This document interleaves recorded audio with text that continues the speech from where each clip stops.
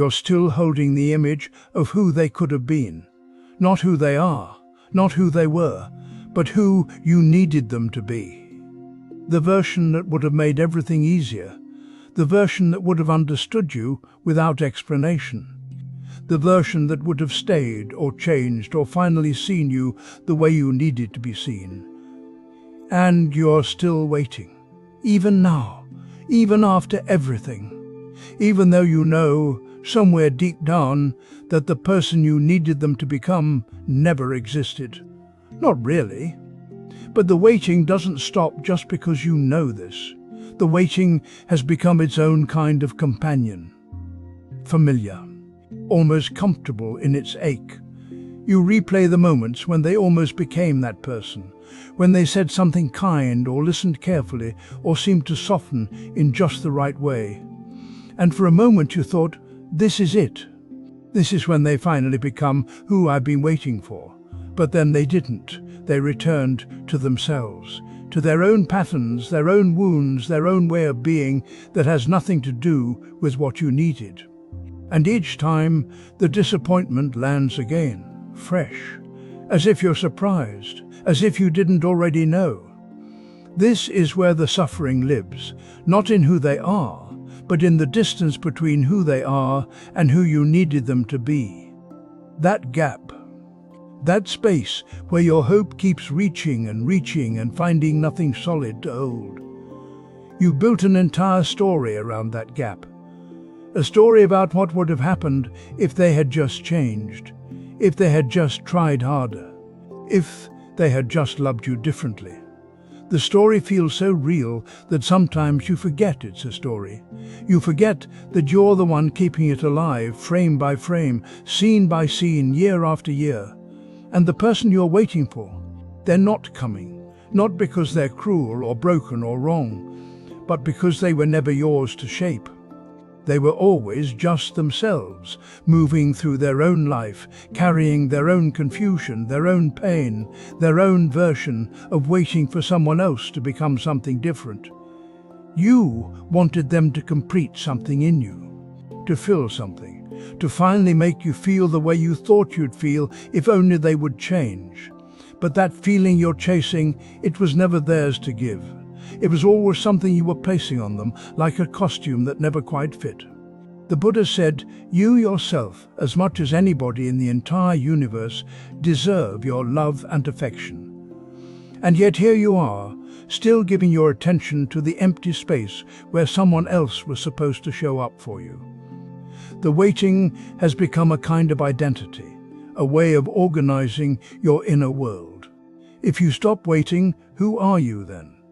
If you let go of the hope that they'll finally become who you needed, what's left? The question feels dangerous, like standing at the edge of something vast and uncertain. But the waiting isn't protecting you. It's keeping you tethered to a past that never happened, to a future that will never arrive. You're living in a timeline that exists only in your mind, and it's costing you the present moment, this moment, where they are exactly who they are, where you are exactly who you are, where nothing needs to be different for life to continue. You think you're waiting for them, but really you're waiting for yourself, waiting to finally accept that the person who could have saved you from yourself never existed, waiting to stop needing them to be different so you can feel whole, waiting to let the story end even though you don't know what comes after. And maybe the waiting never fully stops. Maybe it just softens. Maybe you notice it happening, like watching clouds move across the sky. There it is again, that old longing for them to transform. That old hope that if you just think about it enough, replay it enough, wish it enough, something will shift. But nothing shifts. They remain who they are. And you remain here, holding the weight of an expectation that was always too heavy for anyone to carry. The suffering isn't in their failure to change. The suffering is in your continued belief that they should have, that they could have, that somehow, if the conditions had been just slightly different, they would have become the person you needed.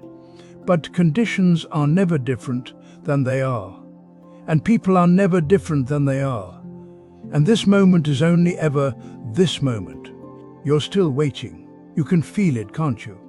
That quiet hum of hope and disappointment woven together so tightly you can't tell them apart anymore. It's okay. You don't have to stop. You don't have to fix it. You don't have to do anything at all. Just see it. See yourself waiting. See the image you're holding. See how it floats there, just out of reach, shimmering like something real. And notice what it feels like to finally stop pretending it is. You hold this belief like a stone in your pocket, that you deserved what never came, that somehow, if you had been different, better, more worthy, it would have arrived. The job, the love, the recognition, the life you thought you'd be living by now. And you carry this belief carefully, don't you? You protect it. You return to it when things feel uncertain, when the present moment doesn't match what you imagined. But what are you protecting? Maybe you're protecting the idea that the world is fair, that effort equals outcome, that goodness is rewarded. Because if you deserved it and it didn't come, the world still makes sense. It's just that you weren't quite enough. And that's painful, yes, but it's a pain you can control. You can work on yourself. You can improve. You can try harder next time. But if you didn't deserve it or not deserve it, if it simply never came because things arise and pass according to conditions you can't see or control, then what? Then you're standing in a world that doesn't owe you anything. And that feels like falling. So you hold the belief. You deserved it. And by holding it, you protect yourself from randomness, from the truth that most of what happens is not about you at all. You protect the story of yourself, the one where you're the main character, where your actions matter in the way you need them to matter, where if you just figure out what you did wrong, you can make sure it doesn't happen again. This belief keeps you central. It keeps you in the equation. But watch what it costs you. Every time you return to this belief, you're rehearsing your inadequacy. You're building a case against yourself. You're scanning your past for evidence of where you fell short. And you find it, don't you? You always find it. Because the mind that's looking for proof of unworthiness will find it everywhere. You protect this belief because letting it go feels like giving up. Like saying it didn't matter. Like saying you didn't matter. But that's not what letting go means. What you're really protecting is the hope that suffering has a reason, that if you just understand why it didn't come, you can prevent the next loss, the next disappointment, the next time life doesn't arrange itself the way you need it to. You're protecting yourself from groundlessness. But the belief doesn't protect you. It keeps you tied to what never was. It keeps you reaching backward, trying to fix a moment that's already gone. You replay it, you revise it, you imagine the version of yourself that would have been enough. And in doing that, you're not here. You're not in this moment. You're haunted by an absence. The Buddha said, you only lose what you cling to. What never came cannot be lost. But you lose yourself in the clinging, in the belief that you should have been different, that life should have been different, that what didn't happen was somehow more real than what did. And underneath all of it there's fear. Fear that if you stop believing you deserved it, you'll have to face the truth. That you don't control as much as you thought. That you can't earn your way into safety. That life gives and takes without consulting your resume of worthiness. You're protecting yourself from that fear. But the protection has become the cage. Because as long as you believe you deserved what never came, you're arguing with reality. You're saying, this shouldn't have happened this way. And reality doesn't argue back. It just is. And you suffer in the gap between what is and what you think should have been. You keep yourself small with this belief. You keep yourself in debt to an imaginary ledger. You wait for permission to stop punishing yourself. But the permission never comes from outside. The thing you're waiting for already didn't come, and still, you're here. What if you didn't deserve it or not deserve it? What if it just didn't come? What if the story you've been telling about why is just a story? not true, not false. Just a way the mind tries to make sense of pain. You don't have to believe the story. You don't have to let it go either. You can just see it. See how it moves through you, how it tightens in your chest, how it whispers when you're tired, how it shapes the way you see yourself. And in the seeing, something shifts, not because you fixed it, not because you understood it, but because you stopped pretending it was protecting you. It was only ever protecting you from the present moment, from the life that's actually here. And maybe that's what you notice now, that you're still here, that what never came didn't erase you, that you've been whole all along, even while believing you weren't. The belief is still there, but you're not inside it anymore. You're just watching it, watching how it rises, how it passes, how it has nothing to do with who you actually are. You look at yourself and something tightens. The body you see now isn't the one you remember. It's softer where it used to be firm. It's slower where it used to be quick. It aches in places that never spoke before. And somewhere inside, there's this quiet accusation, this feeling that your body broke a promise, that it let you down, that it betrayed you. But did it promise anything? You're angry at your body for doing exactly what bodies do, for changing, for aging, for responding to time and gravity and stress and all the invisible weight you've carried. You're treating it like an enemy because it won't stay still, because it won't remain the version you decided was acceptable, the version you thought you could keep. And that anger, that betrayal you feel, it's not really about your body at all. It's about the story you told yourself. The story that said if you did everything right, your body would cooperate. If you were disciplined enough, careful enough, good enough, it would stay. It would remain yours to control. But it never agreed to that contract. You look in the mirror and you see evidence, evidence of time passing, evidence of loss, evidence that you are not the exception. And the mind recoils, because change feels personal. It feels like failure, like something you should have prevented. Like if you'd just been more vigilant, more committed, more something, you could have stopped this. But you can't stop water from flowing. You can't stop seasons from turning. You can't stop your body from being part of the world, part of time, part of everything that moves and shifts and eventually falls away. The betrayal you feel is the gap between what you wanted and what is, between the permanence you craved and the impermanence that was always here. You wanted your body to be the one solid thing, the one thing you could count on, the one thing that wouldn't leave. And now it's changing, and that change feels like abandonment. So you punish it. You withhold kindness. You look at it with disappointment. You speak to it the way you'd speak to someone who broke your trust. And underneath all of that is just fear. Fear that if this body is changing, then nothing is safe, nothing is solid, nothing will stay. The Buddha said, all conditioned things are impermanent. Your body is a conditioned thing. It was always going to change.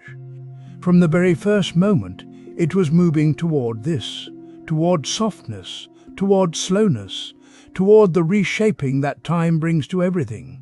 It didn't betray you, it just never stopped being temporary. And maybe that's what hurts most. Not the changes themselves, but what they mean. That you are not in control, that you cannot hold on. That this body you've lived in, this body you've identified with, this body you thought was you, is just passing through stages like everything else, like leaves, like seasons, like every single thing that ever existed. You wanted it to be different. You wanted to be the exception, the one who stays young, stays strong, stays the same. And the body, in its quiet way, is showing you that you're not. That you're part of the same process as everything else, that you're subject to the same laws, the same unraveling. It's not betrayal, it's just change. But change feels like betrayal when you've been clinging so tightly to what was. And now, you're here, standing in front of the mirror or avoiding the mirror or catching your reflection unexpectedly and feeling that familiar drop in your chest. That disappointment, that anger, that sense of being let down by the very thing that's carried you this far. But your body hasn't betrayed you. It's just doing what it was always going to do. It's changing, because that's what bodies do. That's what everything does. And the suffering isn't in the change itself. It's in the resistance, in the story that says this shouldn't be happening, in the belief that you could somehow make yourself immune to time. You're not angry at your body. You're angry at impermanence, at the truth that nothing stays, at the reality that you cannot hold on to anything, not even this. And your body is just showing you that truth in the most intimate way possible, in the mirror, in the way your clothes fit, in the way you move through the world. It's not cruel, it's not personal, it's just honest. The betrayal you feel is the mind meeting reality and refusing to accept it. The body is just being a body, temporary, changing, never promised to stay the same. And here you are, holding that anger, that disappointment, that sense of being wronged, holding it so tightly, as if the tightness could change anything, as if the resistance could stop what's already happening. You sit with the memory of them, and it aches. Not the sharp pain of a fresh wound, but something older, something that settled into your chest. You tell yourself you miss them. You tell yourself the friendship mattered, and it did. But underneath that, there's something else moving. A question you don't quite want to ask. Are you mourning the person, or are you mourning what you believe they meant? Because there's a difference, isn't there?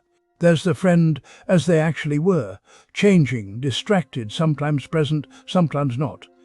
And then there's the friend you needed them to be, the one who understood you completely, the one who would always be there, the one who proved something about you, about your worth, about whether you were someone who could be chosen and kept. You built a story around this friendship. You had to. That's what we do. We take the moments, the late-night conversations, the laughter, the times they showed up, and we arrange them into something solid, something that means this is real, this is permanent, this is proof that I'm not alone. And now that it's gone or changed or faded into something you don't recognize, you're left holding that story. You're turning it over in your hands, searching for what went wrong. You replay the last conversation. You wonder if you said something. You wonder if you weren't enough. You wonder if they ever really saw you at all. But maybe what you're really mourning is the version of yourself that existed in that story, the one who had a friend like that, the one who belonged somewhere, the one who didn't have to question whether they mattered.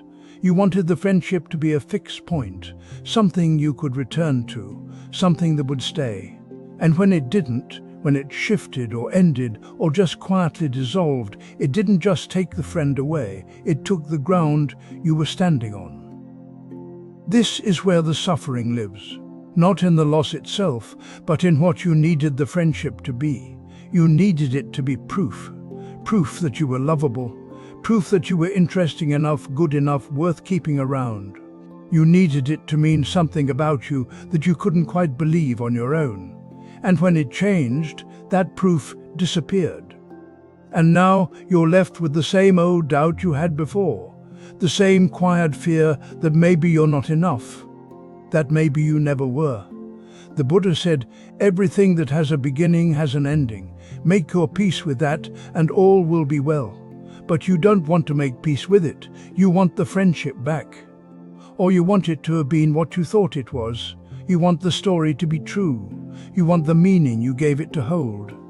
So you keep returning to the memory. You keep asking what happened.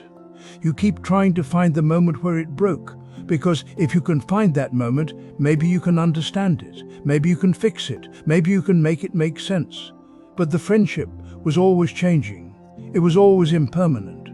Even in the best moments, even when you felt most connected, it was already moving. They were moving. You were moving. Nothing was fixed. Nothing was guaranteed. You just didn't want to see it then. And now you're seeing it. And it hurts. Not because you lost something real, but because you lost something you needed to believe was real. You miss them, yes, but you also miss who you were when you had them. You miss the version of yourself that felt chosen, that felt seen, that felt a little less alone in the world. And maybe that's the real mourning. Not for the friend as they were, but for the self you constructed around the friendship. The self that needed them to stay in order to feel whole. You can feel it now, can't you? The weight of the story, the way you're still carrying it, the way you're still asking it to mean something it can't mean anymore. You don't have to figure out which one you're mourning. You don't have to choose between the person and the story. You're mourning both, and neither. You're mourning the need itself, the need for anything outside of you to tell you who you are. The friendship ended, or changed, or faded. That's what happened. But the story you told yourself about it, that's still here. You're still holding it. You're still asking it to be something it never was. And maybe that's all you need to see right now. Not to let go, not to move on, not to heal. Just to see that you're holding a story, and that the story was never the friendship. It was never the person. It was always just a story. And you're the one who's been telling it. You watch your child moving through their life, and something inside you tightens. Not always, not loudly. But there it is, a quiet ache, a resistance, a sense that something has gone wrong. They're choosing a path you didn't imagine. A partner you don't understand, a career that feels uncertain, a way of living that seems small or reckless or simply other than what you hoped. And beneath all your reasonable concerns, beneath the worry you can name and justify, there's something else, something that feels personal, something that whispers, this choice is a rejection of me. You can feel it, can't you?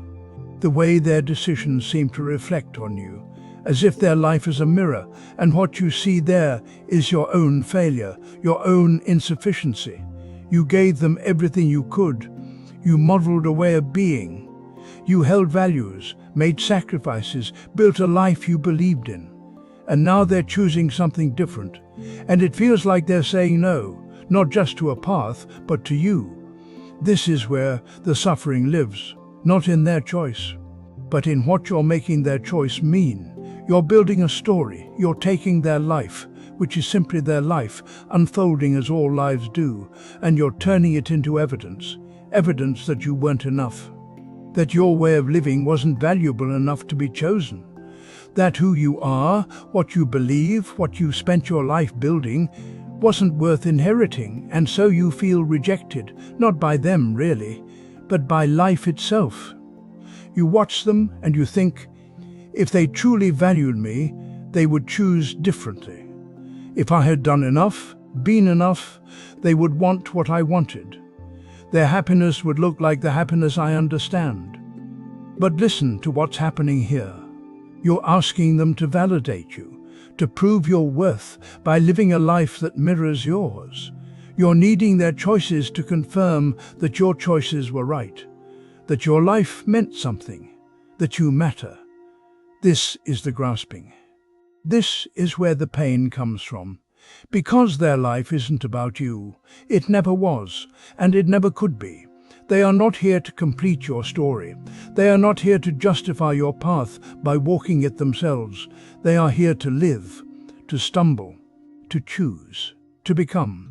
And all of that will look different than what you imagined, because they are different than you imagined.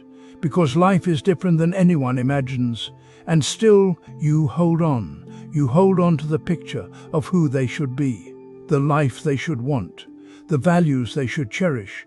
You hold on so tightly that every divergence feels like loss, every difference feels like distance, every choice that isn't yours feels like rejection. But what if it isn't rejection at all? What if it's just change? What if it's just the way things are, impermanent, unfolding, beyond your control? The Buddha said, you only lose what you cling to. You cannot lose a child who was never yours to keep. You cannot lose a future that was never real. You can only lose the image you built, the hope you carried, the identity you wrapped around being the parent of a certain kind of child, living a certain kind of life. And that image is dissolving. That hope is not coming true. And it hurts. Not because you failed, not because they rejected you, but because you are losing something you were holding, something you believed would make you whole, something you thought would prove you were enough. But you are watching it slip away, and in that slipping, you feel yourself disappearing too. This is the deeper fear, isn't it? That if they don't choose your way, then your way doesn't matter. That if they don't need what you built, then what you built has no meaning. That if they can be happy without what you gave them, then maybe what you gave them wasn't necessary, and maybe you weren't necessary.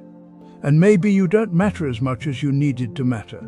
So you sit with this feeling, this quiet rejection, this sense that their life is moving away from you, and in moving away is erasing you. But their life is not erasing you. Their life is just their life, and your life is just your life. Two separate things, two separate paths, and the suffering comes from trying to make them one. You wanted to live on through them. You wanted your values, your choices, your way of being to continue. You wanted to matter beyond yourself, and that wanting is so human, so understandable, and so painful, because it asks them to carry what is yours to carry. It asks their life to validate what only you can validate. It asks the world to prove you matter, when mattering was never something the world could give you. So you sit here now, watching them choose, feeling the ache, noticing the story, seeing how you've made their life about you, how you've turned their freedom into your rejection. And maybe you just sit with that, not to fix it, not to let it go, just to see it, to see how suffering is made, how it's built moment by moment from wanting life to be different than it is. They are who they are, choosing what they choose, and you are here, watching, holding, hurting, and none of it means what you think it means. You met someone and something shifted. Suddenly the weight you'd been carrying felt lighter. The silence in your room felt less heavy. The questions you'd been avoiding seemed less urgent, because now there was someone else to think about, someone else to text, someone else's presence to fill the space where your own discomfort used to sit. And for a while, it worked. You believed they could be the answer, not because you said it that way, not because you admitted it even to yourself, but you felt it in the way you reached for your phone, in the way their approval mattered more than it should, in the way their absence created a kind of panic you didn't want to name. You believed another person could fill what you haven't been willing to face alone, and now, maybe you're starting to see it. The way you handed them a job they never applied for, the way you made them responsible for your peace, your worth, your sense of being okay in the world, not consciously, not cruelly, but quietly, desperately, in the way we all do when we're running from something we don't want to meet. What were you running from? Maybe it was the loneliness that's been there longer than this relationship. The one that doesn't go away when someone texts you back. The one that sits with you even when you're lying next to someone. That loneliness isn't about being alone. It's about feeling separate from yourself. Distant. Like you're living at arm's length from your own life. Or maybe it was the feeling that you're not enough. That without someone else's attention, someone else's love, someone else's validation, you're just empty. And so you look to them to confirm that you matter, to prove that you're worth something, to fill the space where your own sense of value should be. But they couldn't do it, not because they failed, not because they didn't care enough or try hard enough, but because it was never theirs to fill. The emptiness you feel, the uncertainty, the quiet ache of not knowing who you are when no one's watching, that's yours. It's always been yours. And when you give someone else the job of completing you, you turn them into a solution. And solutions are fragile. Solutions can leave. Solutions can change their mind. Solutions can stop texting back, stop looking at you the way they used to, stop making you feel like you're okay, and then the weight comes back, heavier than before. Because now it's not just the original discomfort, now it's the loss. Now it's the fear that maybe you were right all along, that without them, you're not enough, that without someone else to lean on, you'll collapse under the weight of your own company. But here's what's actually happening. You're not collapsing. You're just meeting what was always there. The fear, the doubt, the loneliness, the uncertainty. It didn't arrive when they left. It was there before they came. You just buried it under the hope that someone else could take it away. No one can take it away. The Buddha said, you yourself, as much as anybody in the entire universe, deserve your own love and affection. Not their love, not their affection, yours. But you haven't been willing to give it. You haven't been willing to sit with yourself long enough to see that the emptiness you feel isn't because something's missing. It's because you keep looking away. You keep reaching outward. You keep believing that the answer is somewhere else, in someone else, in some future version of your life where you finally feel complete. And so you suffer. Not because you loved someone, not because you wanted connection, but because you made that connection into a lifeline. You made another person responsible for your ability to be okay. And when you do that, you lose yourself. You become dependent on their presence, their mood, their choices.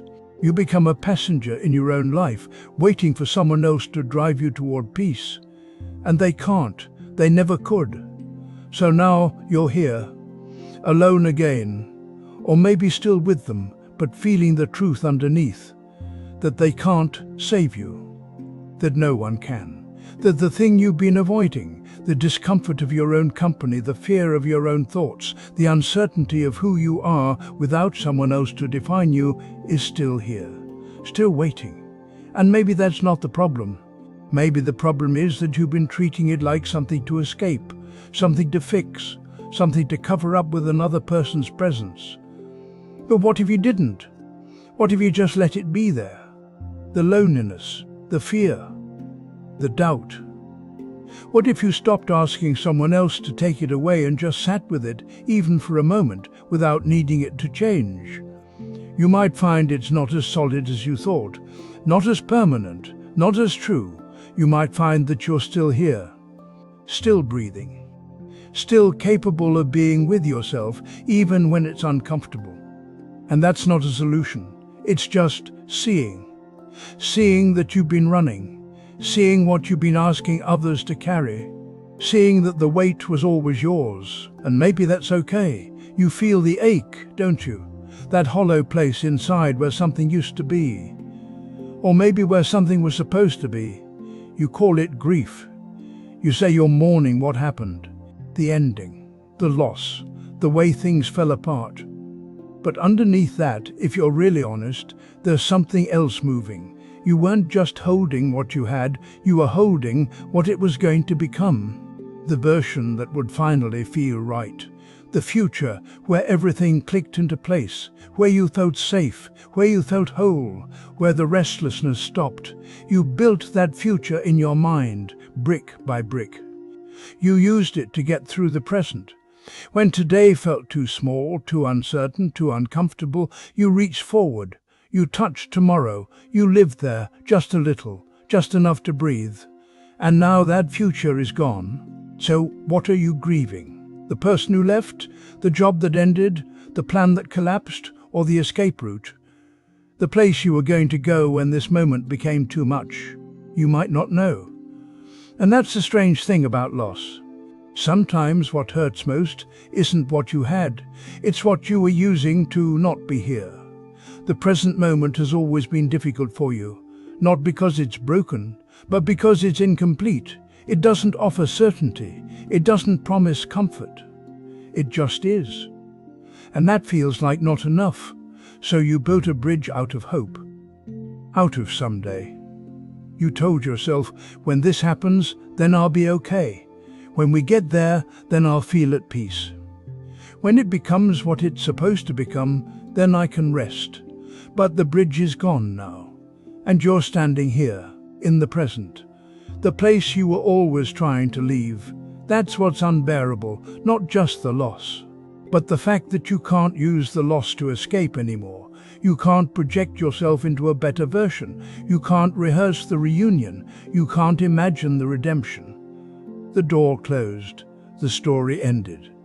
And you're still here. The Buddha said, the root of suffering is attachment. You were attached to what happened, yes, but more than that, you were attached to what was going to happen, to the future you built to survive the present. And now that attachment has nowhere to go. So the grief doubles. You mourn the thing itself, and you mourn the fantasy of what it would have saved you from. You thought you were grieving the past, but maybe you're grieving the future, the one you were going to live in, the one where you didn't have to feel this. And now here you are, feeling this. The present moment you were always running from, the one that never felt like enough. It's still here. It hasn't changed, but the escape hatch is gone. This is the grief underneath the grief, the loss underneath the loss. You're not just missing what was, you're missing what was going to be. The version of life you used to make this version bearable. But that version was never real. It was always someday, always, almost, always just out of reach. And you lived in that almost place because the real place felt too raw, too uncertain, too ordinary. You can feel it now, can't you? The difference between mourning someone and mourning the future they carried for you. Between missing a moment and missing the moment you were going to have once you got past this one. The ache is real. Don't dismiss it. But notice what it's made of.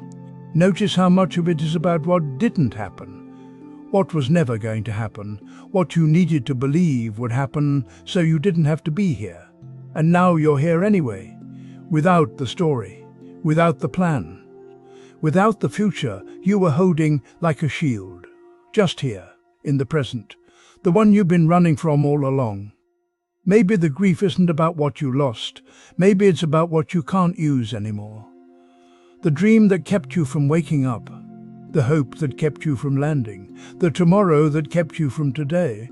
And maybe that's why it hurts so much, not because something ended, but because something can't begin. The future you were using to survive, it's gone. And you're still here, still in this moment. The one you never wanted to be in, the one that's here anyway. You're doing it again. You're sitting there or lying there and you're replaying the conversation, but you're not just remembering what happened. You're rewriting it. You're hearing what they should have said. The apology, the acknowledgement, the words that would have made it right, and you run it over and over, like a scene you can perfect if you just edit it enough times.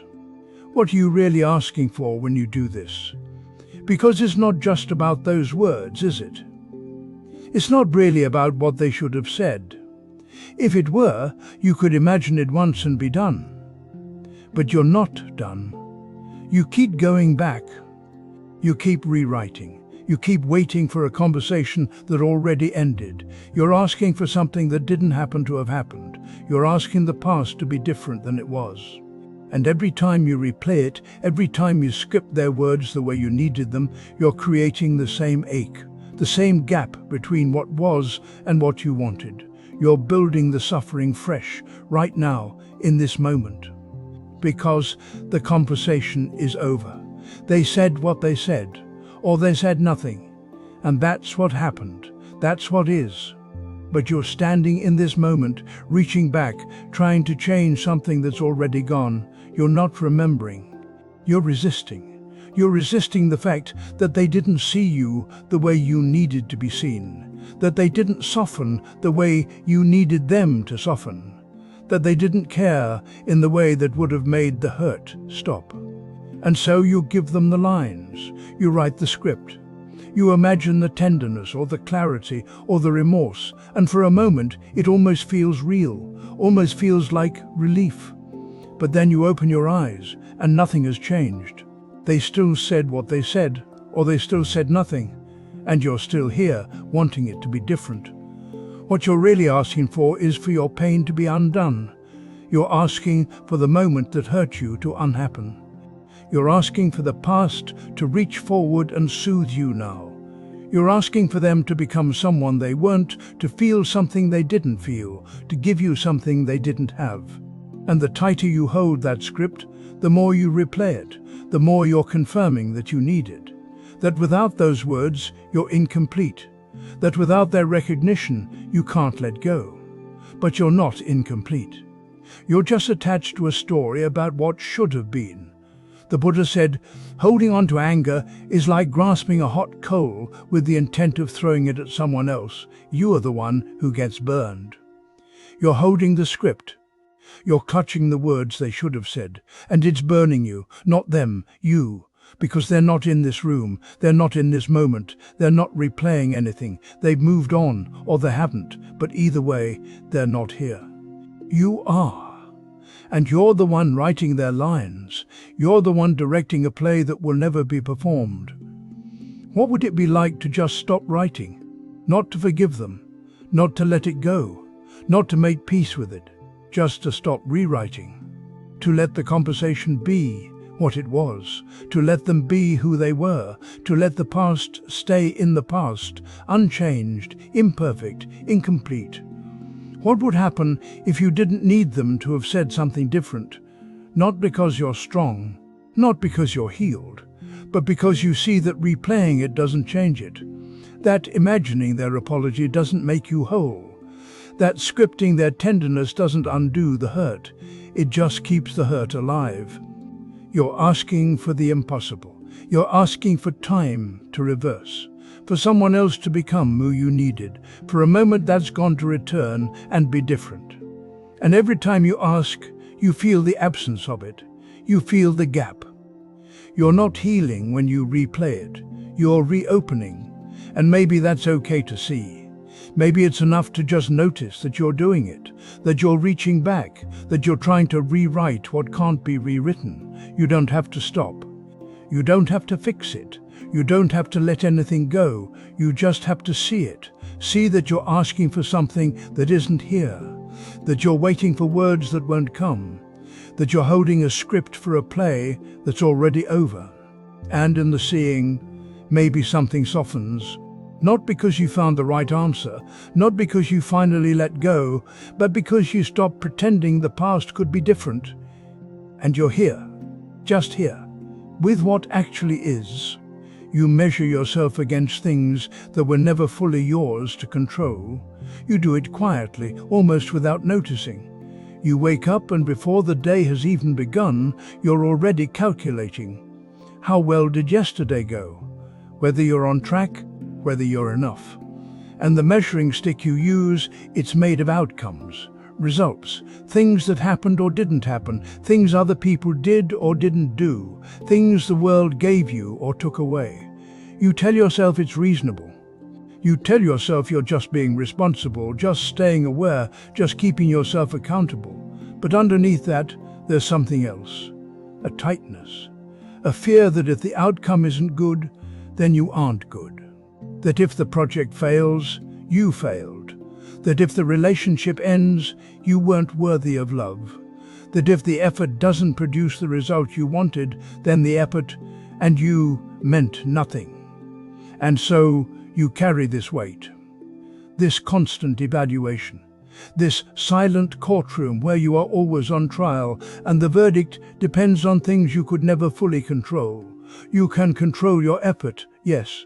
You can control your intention.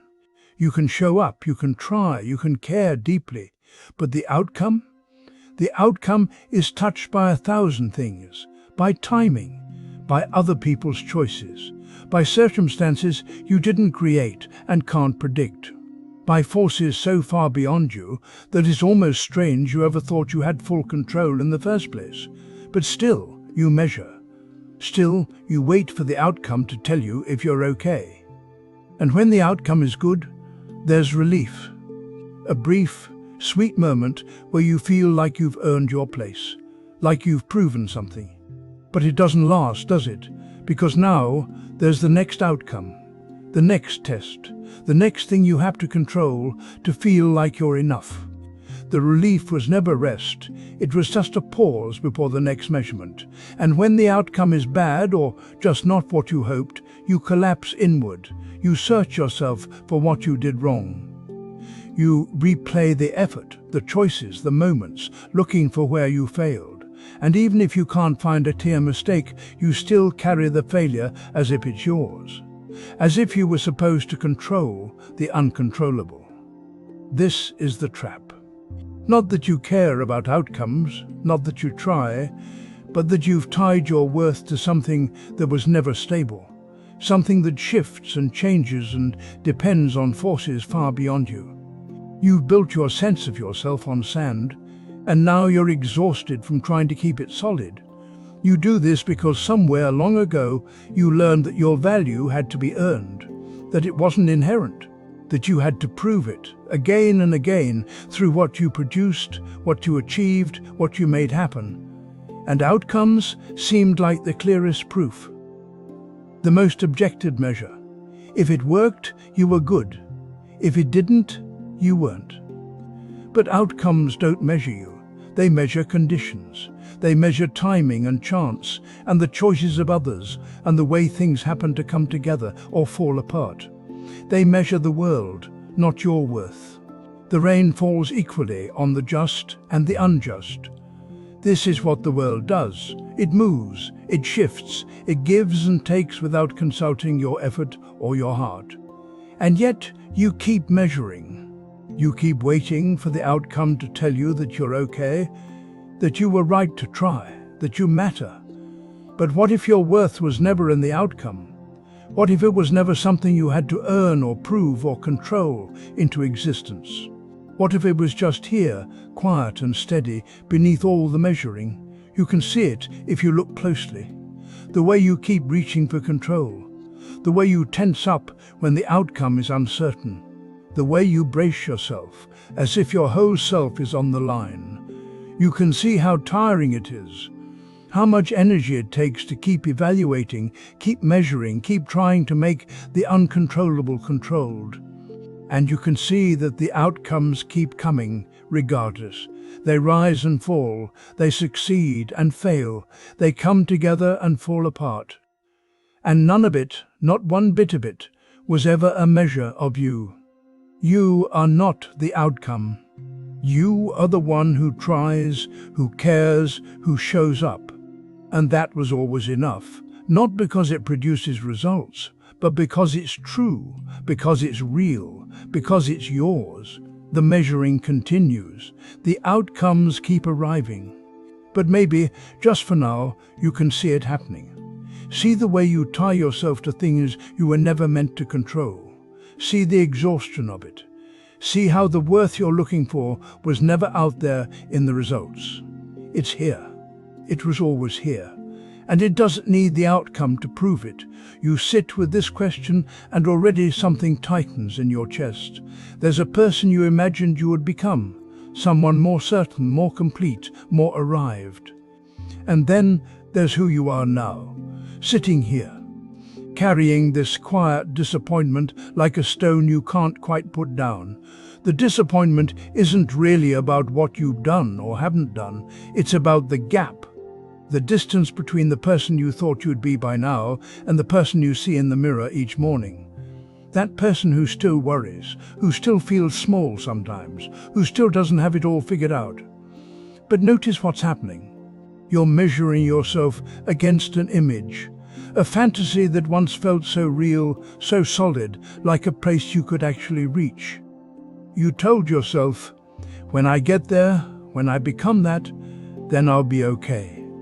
Then I'll be enough. Then this restlessness will finally stop. And you worked toward it. You tried, you changed things, you improved things, and still, somehow, you're here. Still carrying this feeling that something went wrong. That you took a wrong turn somewhere and ended up being the wrong version of yourself. The suffering isn't in who you became, it's in the measuring itself. Every time you compare yourself to that fantasy, you create the disappointment fresh. You reach for an image of who you should be, and in that reaching, you reject who you are. Right now, in this moment. This person with these thoughts, these fears, these ordinary struggles, this isn't wrong. But the fantasy told you it would be different. The fantasy promised a rival. And that's what fantasies do. They promise a destination where the seeking stops, where you finally feel complete, where disappointment can't touch you anymore because you become the right person, the finished person, the person who no longer needs to become. But you can see it now, can't you? That destination never existed. It was always just an idea, a thought, a picture in your mind that felt true because you believed it so completely. The Buddha said, you can search throughout the entire universe for someone who is more deserving of your love and affection than you are yourself, and that person is not to be found anywhere. Who you are right now, this isn't the problem. The problem is the ghost you're still trying to catch, the person you thought you'd be. That image is what creates the gap. That image is what makes this moment feel like failure. And the image keeps changing, doesn't it? Even when you get close to becoming what you once imagined, the fantasy shifts. It moves further away. It asks for more, because the fantasy isn't really about becoming someone.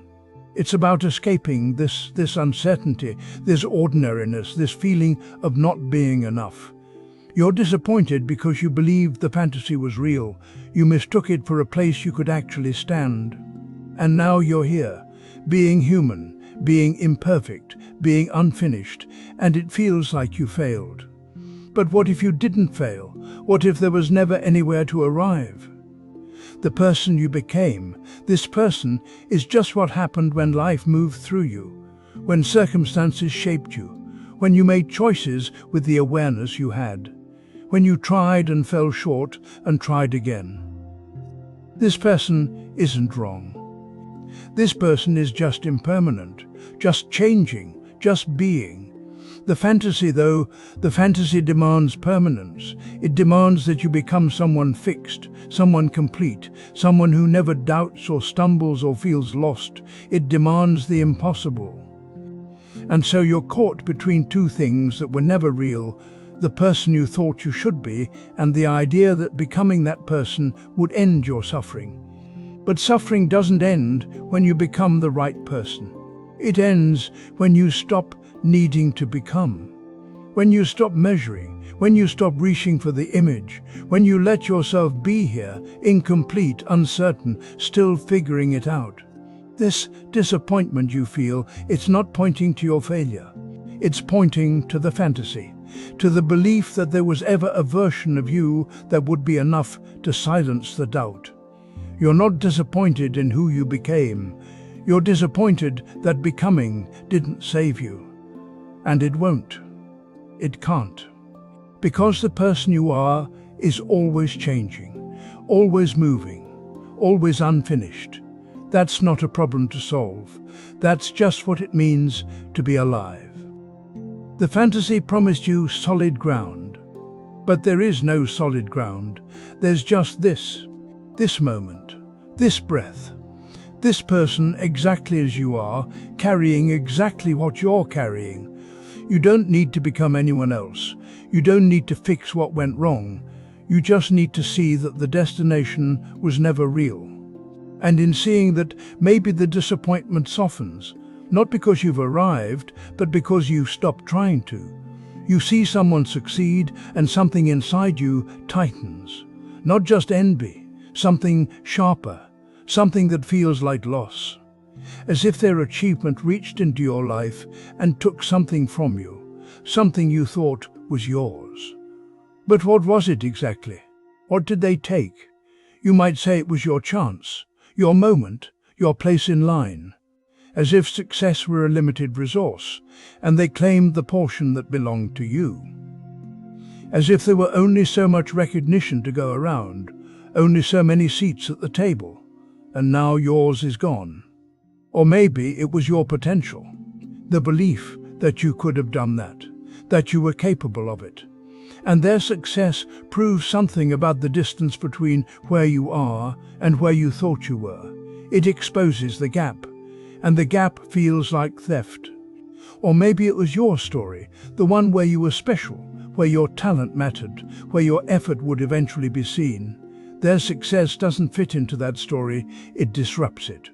And when the story cracks, you feel like you've lost something real. But here's the question underneath. Did you ever actually possess what you think was taken? You thought you had potential. But potential is just a thought about a future that hasn't happened. It's not something you can hold. It's not something that exists anywhere except in the mind that imagines it. You thought you had a chance. But a chance is only the absence of certainty. It's the space before anything is decided. And that space doesn't belong to you. It never did.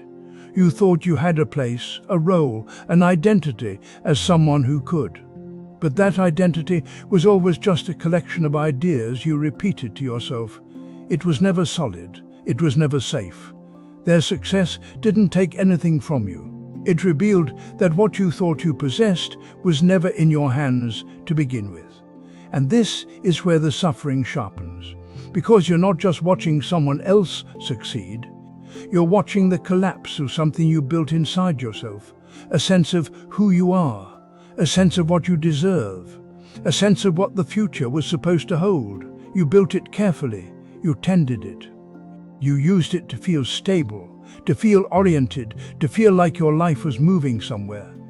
And now someone else's success has shown you how fragile it always was. The Buddha said, "All conditioned things are impermanent." Work out your own salvation with diligence. You compare yourself, you measure, you calculate the distance between their achievement and your own. And every measurement is a way of trying to restore what you think was lost. As if by understanding the gap, you can close it. As if by analyzing their path, you can reclaim your own. But the measuring never ends. Because it's not really about them. It's about the instability of everything you've built your sense of self upon. And that instability doesn't go away when you understand it. It doesn't go away when you work harder. It doesn't go away when you succeed yourself. It's always there, underneath, waiting. Their success is just the mirror. It shows you what you were already gripping. The belief that you had something, that you were something, that your value, your worth, your place in the world was secure. But it never was. And you can feel that now, can't you? The tightness in your chest isn't really about them. It's about the ground beneath you shifting. It's about realizing that what you thought was solid is actually just air, just ideas, just hope dressed up as certainty.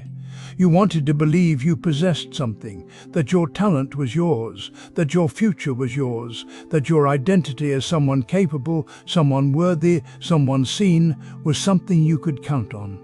But none of it was ever in your possession. It was only ever borrowed from the next moment, and the next moment never promised to return it. So what remains when you see this clearly? Not the success you thought was stolen, not the potential you thought you had, not the story you thought was true, just this, the tightness, the comparison, the grasping, the mind trying to rebuild what just collapsed. And maybe, just for now, you don't have to rebuild it. Maybe you can just see it, see how the suffering is made, see how the mind reaches for something to hold on to, see how it calls that reaching loss. You don't have to fix it, you don't have to let it go. You don't have to be okay with their success or your own feelings about it. You just have to see it. See how you create the possession. See how you create the theft. See how the whole thing is built, moment by moment, from nothing but thought and feeling and the desperate need for ground. Their success didn't take anything from you, but watching yourself believe it did, that's where the teaching is. You keep returning to something that isn't here anymore. Not in memory exactly, not just thinking about it, you're living there. Your body still braces for conversations that won't happen. Your heart still prepares for moments that have already passed. You wake up reaching for what's gone, and you carry that reaching through the day like a weight you can't name. Maybe it's a relationship that ended. Maybe it's a version of yourself you used to be. Maybe it's the life you thought would unfold, the one that seemed so close you could almost touch it, until suddenly you couldn't.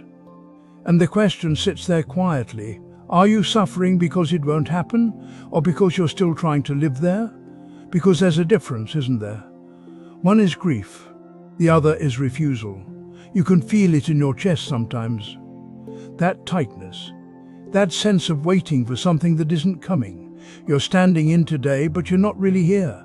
Part of you is still back there, in that place where things felt possible, where the future looked different, where you were different. And you keep the door open. You keep a space reserved, not consciously maybe, but it's there, in the way you measure everything against what was, in the way you can't fully arrive in what is, in the way you hold yourself back from this moment because you're still invested in another one. The mind does this. It builds a home in the past and refuses to leave, even after the structure has collapsed, even after everyone else has gone. You stay there, rearranging furniture that no longer exists, opening windows that look out onto nothing. What won't happen has a strange pull. It feels more real sometimes than what's actually here. Because what's here is uncertain. What's here asks something of you. What's here doesn't match the story you told yourself about how things would be, so you return, again and again, not to remember, but to inhabit, to keep it alive, to refuse the ending that's already happened. And this is where the suffering lives.